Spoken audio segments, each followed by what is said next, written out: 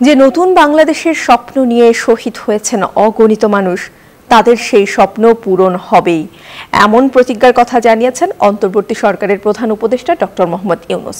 তেজগাঁয়ে প্রধান উপদেষ্টার কার্যালয়ে শিক্ষার্থীদের সঙ্গে বৈঠকে কথা বলেন তিনি। ডক্টর ইউনূস বলেন, নতুন বাংলাদেশের স্বপ্ন শুধু দেশের মধ্যেই নয়, বিশ্বজুড়ে ছড়িয়ে থাকা সকল বাঙালিকেই নাড়া দিয়েছে। তিনি বলেন, বিশ্বের অন্যান্য দেশের তরুণরাও অনুপ্রাণিত হয়েছে বাংলাদেশের এই ছাত্র জনতার আন্দোলন দেখে। প্রধান উপদেষ্টা বলেন, দেশ গড়ার যে সুযোগ পাওয়া গেছে তার সর্বোচ্চ কাজে লাগানো হবে। এমন বাংলাদেশ নির্মাণ করা হবে যেন বাংলাদেশ সারা বিশ্বের সম্মান পায়। যে স্বপ্নের জন্য যারা প্রাণ দিয়েছে,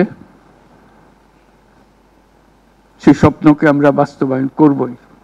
আমাদের যোগ্যতা না থাকতে পারে, আমাদের ক্ষমতা না থাকতে পারে, কিন্তু আমাদের প্রতিজ্ঞা রইল আমরা এটা করব। আমরা নতুন বাংলাদেশের অফিস এটা করেছি। নতুন বাংলাদেশ গড়ার জন্য আমরা এখানে এসেছি, সেটা যেন সবাই মিলে আমরা করতে পারি। বিশ্বমানের থার্মিক্স রড, সালাম স্টিল থার্মিক্স, দেশের একমাত্র থার্মিক্স রড।